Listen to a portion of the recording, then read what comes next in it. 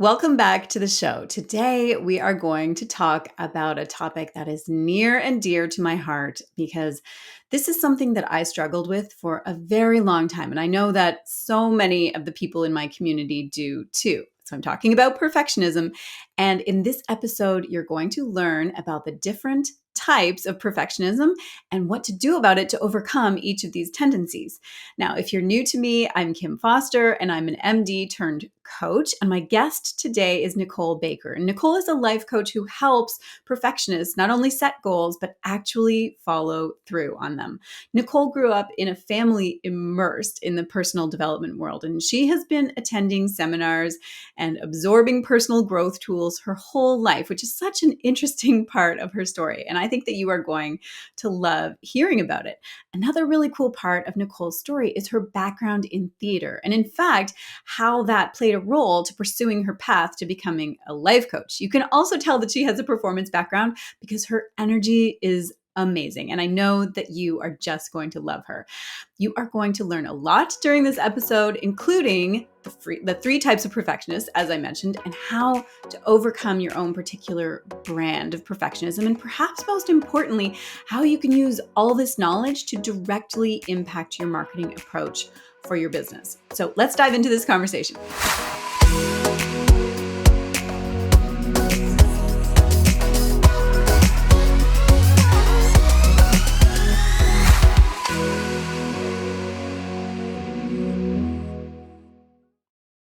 Well, hey, Nicole, welcome to the show. Thank you so much for having me. I'm stoked for this conversation, truly. Yeah, I am so looking forward to this conversation too, because this topic is just such an important one. I mean, overcoming my own perfectionism was such a key step for me personally. And I know that this is something that so many of the women in my community really struggle with. And so I cannot wait to hear all your insights and your tips on this issue. Before we get into all the things, though, I would love to just start with a bit of your background first. So, would you mind sharing just a bit of your story and what brought you to this work that you're doing right now? Of course, absolutely. I like to call it kind of a unicorn story. And that is, I grew up in a family very immersed in personal development. Both of my parents worked for some like the top dogs in the industry. So I was able to grow up attending seminars. I did the ropes courses. I watched the people go, I am enough, and transform their lives in like the early 90s. And it was such a gift. It was amazing. And I fell in love with this work. And then I was in middle school and I started getting severely bullied to Hmm. the point where I developed such high perfectionism because to me it was like, it's survival. If I am not perfect, if I don't show up the way others need me to show up, a lot of people pleaser in there too. Mm. If I don't show up the way others need me to show up, I get hurt. And so went on this multiple, almost decade of just me being quiet, me really not showing up with full power that I knew was always inside me. And I see this in coaches a lot. There's always like this little voice that's like, I know I can be more. I know I can be this amazing thing, but I'm putting this like muzzle almost on myself. However, the big thing that I found my voice in was theater. And so I was really able, I'm kind of an overachiever, and we'll talk a lot about this later when we get into the three different types of perfectionism. But I was like, if I'm going to school for theater, it's going to be one of the best schools in the country. So I got into one of the best schools in the country in theater. However, my confidence still from being small, from playing really tiny, was just abundant in everything, to the point where my voice teacher had to sit me down and say, because of your confidence, because of how it's showing up in your levels, you either need to perform a miracle or you will be kicked out of this program. Hmm. And I was like, what? Like, this is my dream. I can't leave. I can't be thrown out. Like, what am I going to do? So I called my dad, who's a life coach, and I call him the OG life coach Baker, if you will. And I called him and I was like, I've been hearing this personal development mumbo jumbo for literally 20 years. I need to implement it, which is something I never did, or else I'm losing out on my dream. And God bless this man. He coached me no holds barred. And for about 2 years, we just like really drilled this stuff in. And I don't want to sound cheesy here, but truly, my life was never the same again. And I learned, well, first of all, spoiler alert, I definitely graduated, and now I'm actually asked back to the program to give workshops on perfectionism in the space. But I learned something so much bigger than that, which was your mindset creates your reality. And so I actually started working with performers and started working with them on how to show up in a room and how to feel really present and how to feel grounded. But what I realized was the element of the actor mindset that I loved was the perfectionist. And loved meaning the one I love to get people away from. And so I pivoted into perfectionism and just like it's truly like one of those like the skies parted and like the angels started singing because it was just like I found my home here. And I've been doing it ever since, and I love this work. It's so fun. It's fascinating. That is so amazing. I love that background. I love that you have a theater background and that your dad is actually a life coach. Like, I think that possibly he is like the OG life He coach. is truly, I call him OG Life Coach Baker sometimes. Like I call him if I'm like having a rough day of coaching or life. And I'm just like, I need OG Life Coach Baker, please. And he's like, got it. Oh Like, my come God. on. What an So amazing resource to grow up with. That is you are lucky. he is the reason I am where I am today. Yeah, I owe so that's much so to him and cool. my mom. Awesome. Okay, so then fast forward like to today. So what is the like what are you doing now exactly? Like who do you help and what are you helping them with? Totally. So I help perfectionists not only set goals, but actually follow through on them. Because I used to just say I help perfectionists set goals. And what I learned is perfectionists are phenomenal at setting goals. They have them probably 50 times a day. And then they say they're behind on them and they push themselves to the brink normally. Yeah. So, what I learned is that there's two different types of how perfectionists go after goals. There's the one that says, okay, not only am I going to open up a business, but I'm going to open up the best dang business anyone's ever seen. And by the way, I need to do it by Thursday or else I fail. Go! And burnout ensues, right? But then there's the other type that looks at, okay, I need to open up a business. Okay, scrolling through social media, it looks like this. Okay, great. I need to have this level of business from the jumping point. Oh, dear God, that's a lot of work. Oh, God, this is overwhelming. You know what? I'm going to go do something else. Procrastinate, procrastinate, Mm, procrastinate. yeah. So I see these two different types really prominently. And so what I do is I help these two different types of people, and there's so many branches, obviously.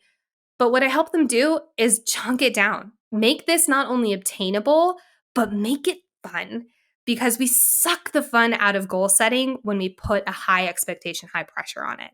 So, what I do is I help people not only achieve said goals, but figure out that you're enough along the way and it's not the goal you want, it's the type of person you're looking to become. So, that's what I help people do. Oh my God, I love that. I love so much about that.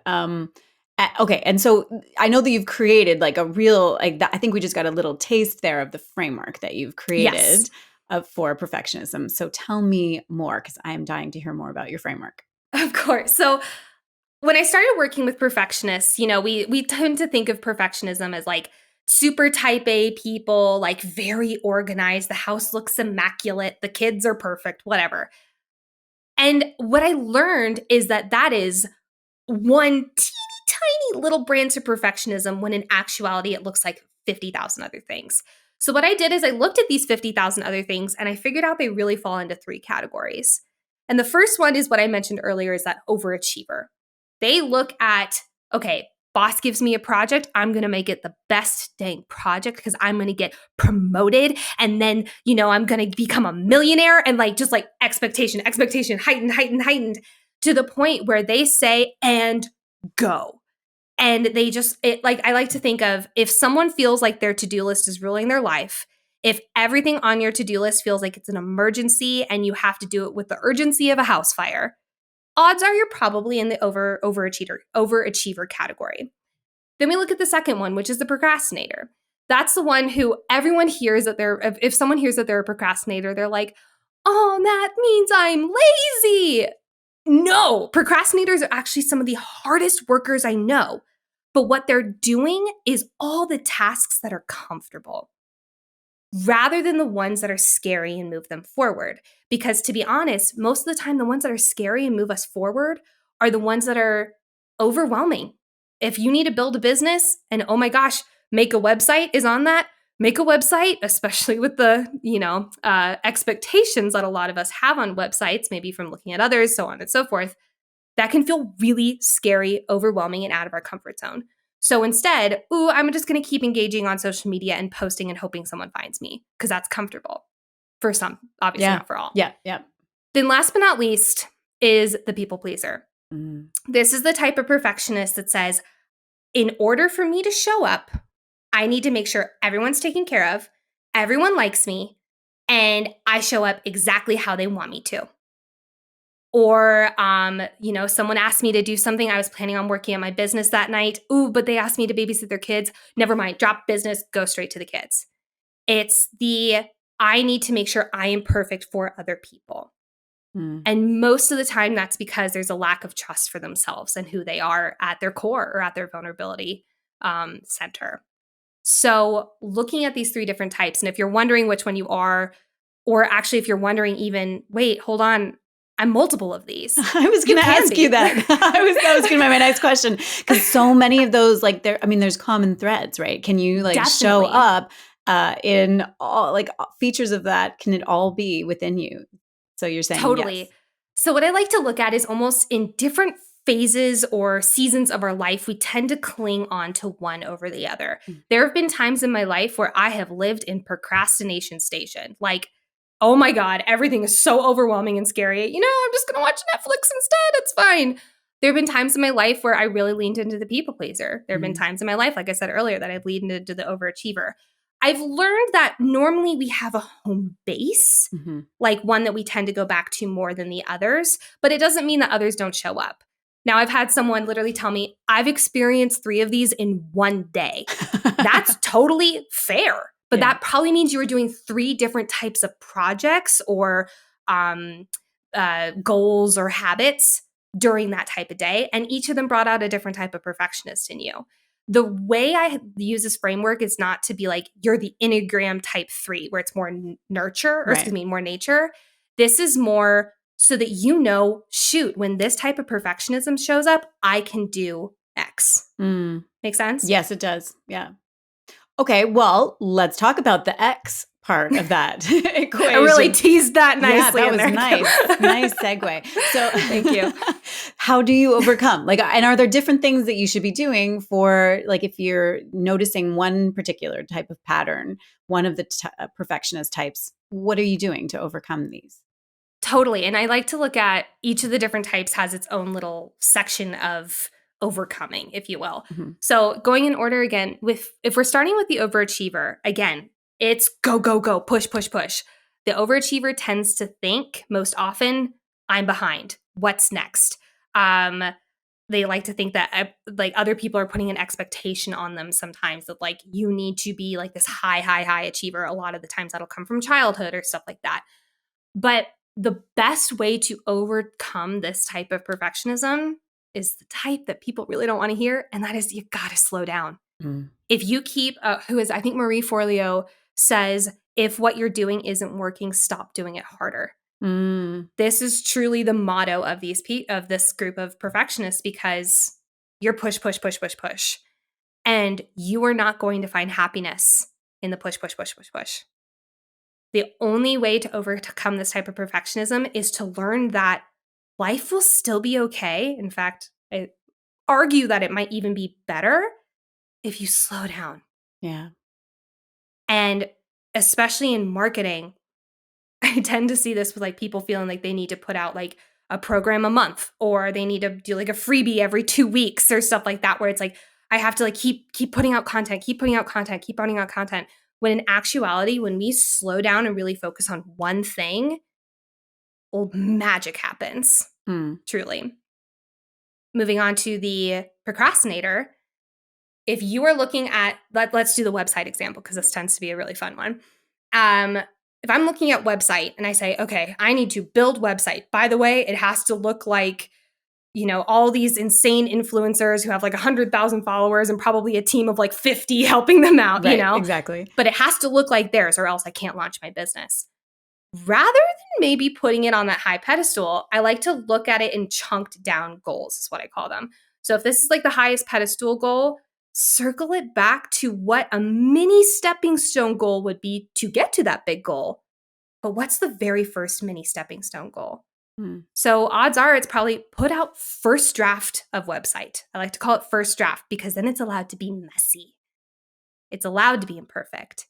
And then great, if first milestone goal is put out first draft of website, what are the tasks that will get you from where you are to this first milestone goal? And then chunk it down even further. What is, rather than saying, okay, Thursday afternoon, work on first draft of website, say, okay, Thursday afternoon, I'm going to research 3 website platforms I know of and sign up for the one I like the best. Mm. What this does is it eliminates overwhelm, which tends to be the procrastinator's number one enemy, excuse me. So chunking it down, chunking it down, chunking it down until it's something that you can sit down and look at and say, okay, my brain knows exactly what to do in the next 30 minutes. Then last but not least, people pleaser. This one tends to be a little bit more open, but I think it's good for people pleasers in my opinion. Like I said earlier, the number one reason that people pleasers will always go to other people, is because they're putting them on a pedestal and they're putting themselves on a lower totem pole, meaning they probably don't trust their own voice. They probably don't trust their own choices or their actions. The best thing for you to do, if this is you, is do something that gives you the space to start learning about what it is to trust your own self. Personal development, therapy, coaching, mentorship. I like to say one of the best versions of therapy is starting a business because you learn a lot about yourself. Definitely. But, rather than feeling like you have to always do things for other people, start working on yourself and you'll learn how awesome you are where you don't feel like you need to put others on this high pedestal anymore. That doesn't mean you walk around like super cocky, like, ooh, look at me, I'm awesome. There's a happy medium there, and it involves trusting your voice, trusting yourself. And by the way, when you do that, you tend to not give a damn what other people think about you, especially online. Mm. That's it's a huge ask though, right? Because like to Totally. stop caring what other, not stop caring, but really like I like your framework of like, okay, move you up on the pedestal, right? Like, Yes. and it's really that's a more positive and empowering stance than like, you know, never mind other people, right? But Yeah. so it's tough though. It's It is tough very tough. when And you're that's faced with that every day, like all of the, what other people's thoughts are and worrying about what other people's opinions are and all of those things. It totally is. And one of the things I like to really highlight in this branch of the perfectionists is that don't expect yourself, perfectionist, don't expect yourself to go from, oh my God, I'm worried about everyone. Everyone's looking at me. What do they think of me? Oh my goodness, to like, ooh, I'm the coolest person in the room. That is such a huge jump. Rather than looking at that, what's one step towards that? Can you do that today? Can you do that this week? Maybe it's listening to a podcast or reading a book on self-empowerment. Maybe it is reaching out to a therapist, coach, or mentor and saying like, hey, I really need help with this. Is that something you can do? A lot of coaches, I think therapists as well, do like free consultations. Sign up for one, like just start the ball rolling. And it is truly a snowball effect because once you start, it's addicting. Like once you start learning about like, wow, this is what it feels like to really feel good in my own skin, you want more and more and more of it for sure. Yeah, right. So taking that first step, because that's such a good point. Like that can be such a barrier because you can see exactly inherent to being a perfectionist. You can see where you want to be and you want to Yeah. be there like yesterday. Yeah, exactly. I But think go for it. Sorry. yeah, but it's like accepting that there's a gap, right? Like Yeah. just kind of being okay with the fact that you're not there yet. That is where you're headed, but you're just going to have to be comfortable, and that's uncomfortable territory, I think, for a perfectionist who wants it like, immediately snap their fingers, this is my new reality. But Yes. it's so much about the journey. I think even just looking at all branches of perfectionism, one of the number one lessons I have learned and I see in my clients and my community is quite literally what you just said. Stop focusing only on the outcome. If we say, I will only be happy once my amazing, super awesome, super high influencer website is launched, that is the only time I will be happy. Now, we might not consciously think that, but if we have an unconscious rule around that, it is going to be a painful experience. Rather, if we start learning to be happy along the way, feel success in these smallest things, this stuff becomes a lot more fun. And when you're happier, when you're more fulfilled on the day to day, your energy's higher, your Mhm. motivation's higher, your mindset's clear. You're able to actually do more, which is Yeah. kind of like the fun little like bonus, because so many of us want to go, go, go, do as much as possible. We live in that really like fast, high energy, high pace society. When in actuality, burrowing ourselves into the ground, saying I'll only be happy when this is done, is actually making us, slower, but other than that, unfulfilled. Mhm. And our time on this planet is so short. Why would we spend any second of it not chasing fulfillment in the day to day? Yeah. And enjoying the journey, like enjoying the ride along Yes. the way, right? Like not just focusing on the end point. I love all of those ideas. I want to circle back to like the first type of perfectionist Mhm. that you mentioned, the overachiever, because really the antidote to the overachiever is to slow down. But how hard is that to do? Because Oh, it's so hard. I definitely identify with the overachiever archetype that you've got going on here. Yeah. And like just to say, oh, slow down to an overachiever is like, just Tear your arm off. jump in the air and just stay there for a little while. Like, what's the problem? So talk to me about some strategies and some like ways that people can actually embrace this and start to implement it. Totally. I first want to touch on why it is so difficult, because I like to know like the neurology and the neuroscience behind why is our brain so comfortable in go, go, go, go, go, push, push, push. And it is just that. If we do something enough, we find it comfortable. Mm. If we if like maybe we're okay, I'm going to push myself to burn out every single day. If I end the day and I'm not burned out, then I didn't work hard enough. If we do that enough times, our brain will start perceiving that as the standard, the norm, the comfort zone. And when we do anything but that, like slow down and maybe don't get as much done during the day, all the alarm bells going off. It's like, what are you doing? This is not the normal. And when we go so far outside of our comfort zone, our prehistoric brain like pops in. It's like, hey, when you go this far out of your comfort zone, at least in, back in my day, this meant a saber-toothed tiger is going to get you.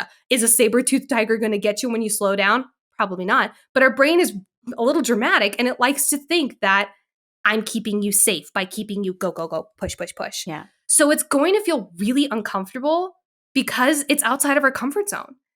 So some strategies I'd say in this are, don't be like, okay, I'm going to slow down. So that means I'm going to lay on my couch and do nothing. Listen to nothing. I'm just going to sit there in the silence. For the love of all of your sanity, please don't do that. Like, you'll need a straight jacket by the end of it, I promise you. But instead, think of what's something that's still active but brings me to the present moment. Mm. So for me, this is literally was just having this conversation with a client earlier. For me, that looks like getting out my paint by numbers kit, putting on a podcast that makes me feel really good, and paint by numbersing for, 30 minutes to 45 minutes. That helps slow me down, but it's still active. It's Mm. something that still feels like, all right, like I'm doing something. Because if I would just sit on a couch, and I'm going to assume you're rather similar, if I were to just sit on the couch in silence, I would lose my I'd go gosh darn nuts. mind. Yeah. I'd go nuts, right? So for high achievers, rather than going from 100 to 0, what's 60? That's good. And eventually you can work your way back. Like now I've started like a meditation routine in the morning, and it's lovely. When I first started it, I was like, but I have stuff to do. Right. Like, Right. but with enough repetition, it becomes more comfortable. So I think two things here. One, what is 60 and what will get you into the present moment? That's kind of a double-edged question. And then the second thing is know and anticipate it's going to be uncomfortable. You're not going to be a master at slowing down right away. Just like you weren't a master at driving a car right away. It's going to feel weird. It's going to cause a lot of conscious thinking, but holy moly, it is so worth it. Yeah, that's great. Those are some great ideas. Definitely doable, like definitely actionable. I'd love to know, how can people use these ideas? Because of course we're talking about business and, Mhm.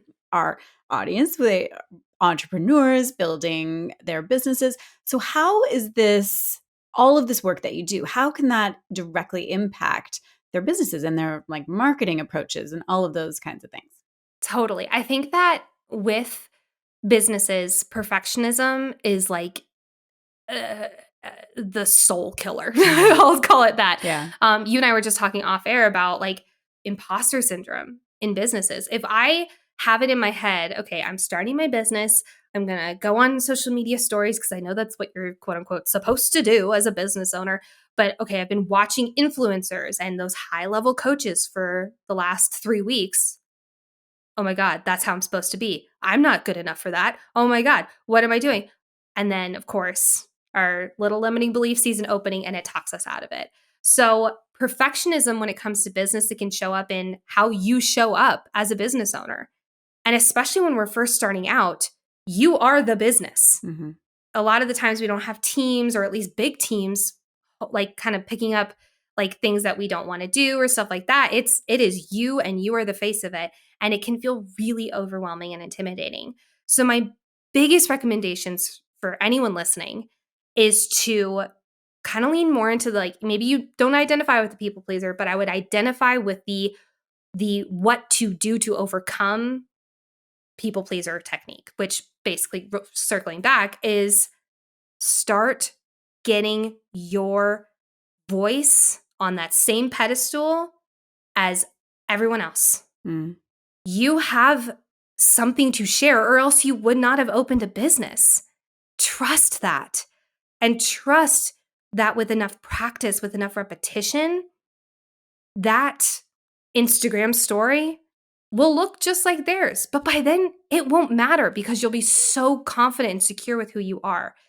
I think I have a podcast, and when I first was thinking of starting it, I was like, "Oh my god, I've been listening to these like top 10 podcasts of like they're so good. They know exactly what to say. They're so articulate and blah blah blah. They never say ums or uhs." Apparently editing didn't really occur to me when I was thinking about this. And I recorded the first episode, I kid you not, like 15 times because Mm. it just was never perfect, heavy Mhm. air quotes. Mhm. And finally, what I did is I went back and listened to some people's very first episodes. That's a good move. Spoiler alert, they suck. Yeah. Mine sucks. I literally dare anyone listening to go back and listen to my very first episode of my podcast. It's horrible, but I leave it up there because I want people to hear where I started, and I do it with any podcast, where anyone starts versus where they are now. We all a lot of us think that when we're starting, we suddenly have to be at level 50. Mhm. But we forget that the people at level 50 also were at level 1, just no one knew about it, Yeah. or at least few people knew about it. We just see them at level 50. You were allowed a level 1. Oh, Okay, I'm definitely. gonna step off my my little high horse. Like No, but I'm that's sweating. that is so it's so true. Actually, it's so funny that you say this because my youngest son is learning to play the violin. So he's been learning for about a year, and in and he's getting a lot better. Like he was, we had some family visiting. He was kind of performing for them this past weekend. It was so cute, and he's so much better than he ever was. And I was actually reflecting on that as I was listening to him and watching him practice and stuff, and thinking about how hard that is for anybody to acquire any kind of skill like that. But like, if you are a music lover, you know what good music sounds like. You know, like because you've heard it, you've been to a concert or a performance or whatever. And so to be able to listen to your own sounds that are coming out of the instrument, like, early violin sounds are Yeah. pretty horrendous. And oh my God, yeah. So to be okay with making those screechy, like cat Yeah. squealing sounds and just be like, I got to keep making these horrendous sounds. I'm like super proud mama here of like my kid who was like, he knew what a good sounding violin was. And he was okay with being squeaky and scratchy for a long time, for months, which is a long time for a kid, right? And now, because he was still embracing the terribleness, then he's actually starting to get better. Yeah. And it was just such a crystallizing moment for me. I'm like, that's what it's like for everything. Like whenever you are learning something new, a new skill, you know where you want to be. Yeah. And it's just, yeah, of course, especially those of us who are like perfectionists, you want it to be like that. So, but you got to go through everybody. There's no getting around it, right? Everybody has to go Yes. through the squeaky violin sounds to get to the good stuff. Slap that on a t-shirt and make it merch. That was perfect.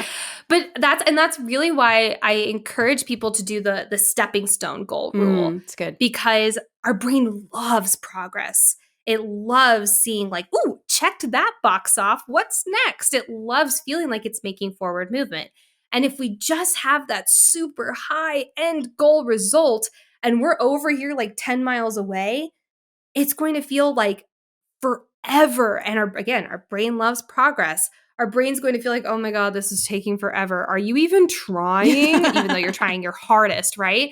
And it's going to feel like we're beating ourselves up until finally we either throw our hands in the air and quit, or we decide to change our approach, right?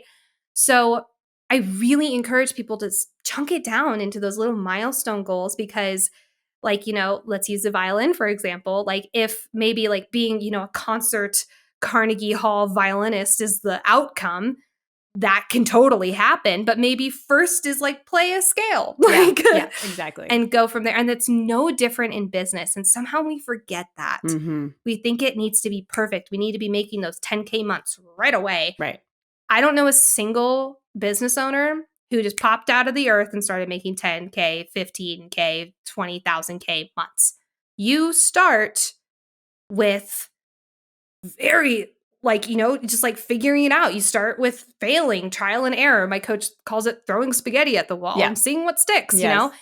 But you can't do that if you expect perfection out of each of those noodles, Mm-hmm. because that'll take you forever. And it will probably make you want to burrow your head into the ground of Mm-hmm. just sheer exhaustion. Yeah. And that leads to the, like you said, the second archetype there, the second type of perfectionist that you have there is just like feeling so overwhelmed with Yeah. the monstrosity of this huge task ahead of you that you just are like, no can do. I'm just gonna like sit here and do something, like you said, something that's comfortable, that I know how to do, and I am perfect at doing this, playing this Yep. video game. I'm perfect at watching YouTube videos, like so good at that. Got that down. Yes. And so that's what you do. But like, so you're saying antidote is chunk it down and just like Yes. tiny little baby steps. Well, and I think that even looks at like a lot of people who are like maybe chasing like, I need a few more letters behind my name before I Yeah. can like launch this, right? That can actually be a form of procrastination, because maybe you're a really good student. Probably going to school or getting a certificate is super safe. Getting out of your comfort zone and showing up, maybe going to help someone and maybe it working really well and maybe it totally tanking and you get up and you try again, that's freaking scary. Mm-hmm. But I guarantee you, anyone who's like, I just need to go back and get my master's, or I need to go get this dietitian certification in order for me to like, it's not going to suddenly make you an expert. Mm-hmm. Trial and error makes you an expert. Trial and success makes you, okay, Yeah. we're good. Let's go on to the next level. Right. And then you this is a great example using a video game. No, have you like, and I want to ask listeners, have you ever sat down and tried to play Call of Duty with a 7-year-old? You are wiped out in seconds.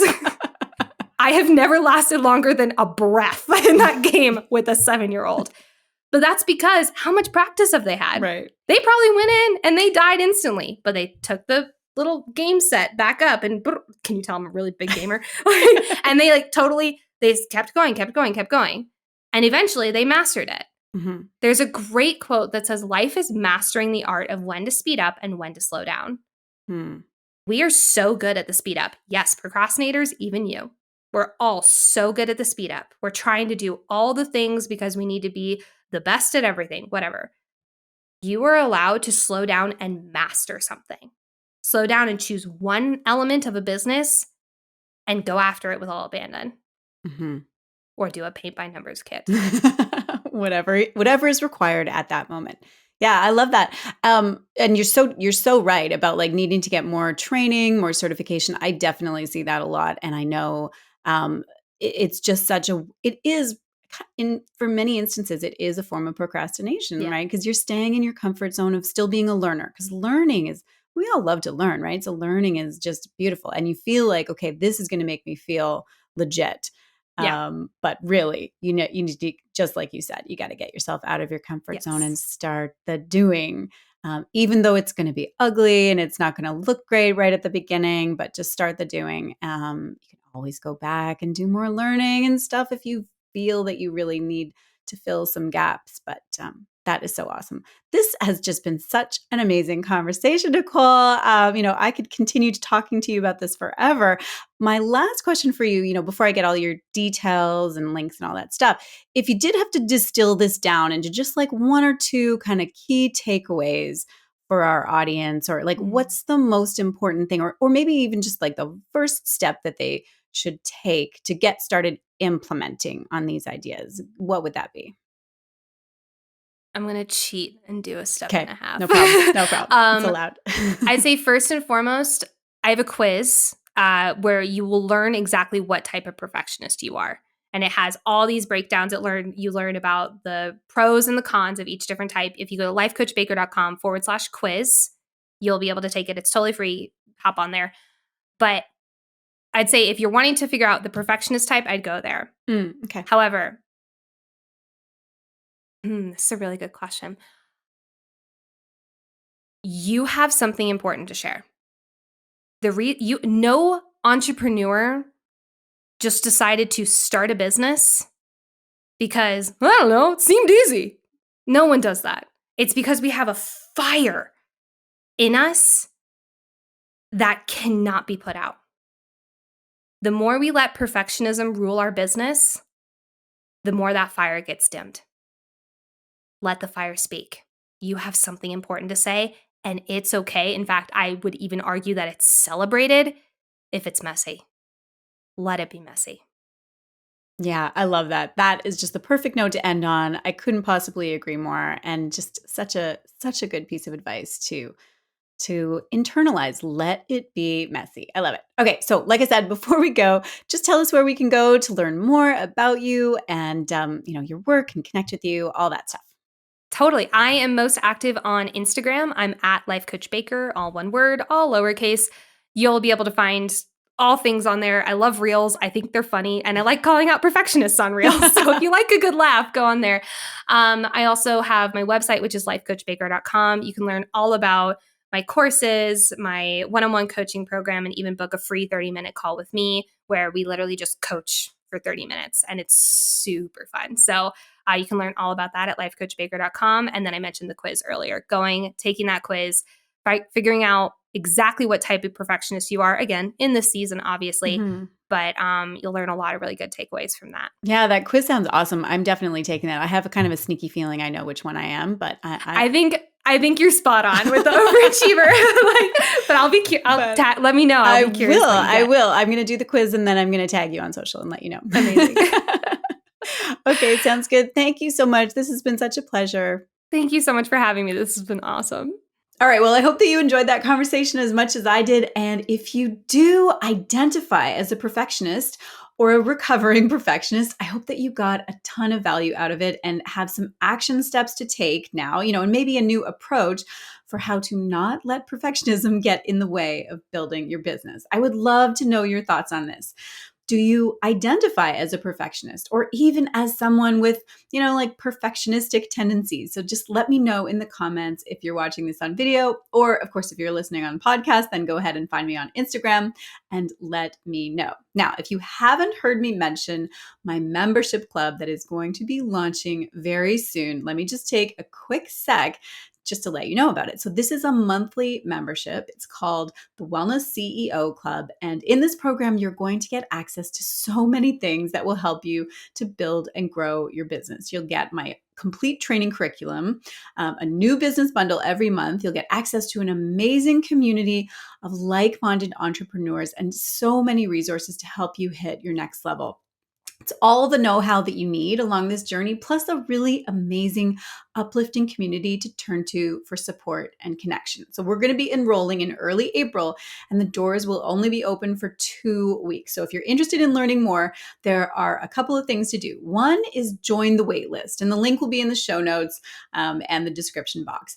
And the other thing to do is to register for the free video series that I will be sending out in early April. It's called How to Make a Difference in the World and Create a Better Life for Yourself. This video series is going to be full of inspiring stories, strategic steps, and juicy insider information on, how to do exactly what the title describes, how to make a difference in the world and create a better life for yourself. Again, it's totally free, and I'll put the registration link in the notes and the description box. All right, that's all that I've got for you today on today's episode. Have an amazing week, and I will talk to you again very soon.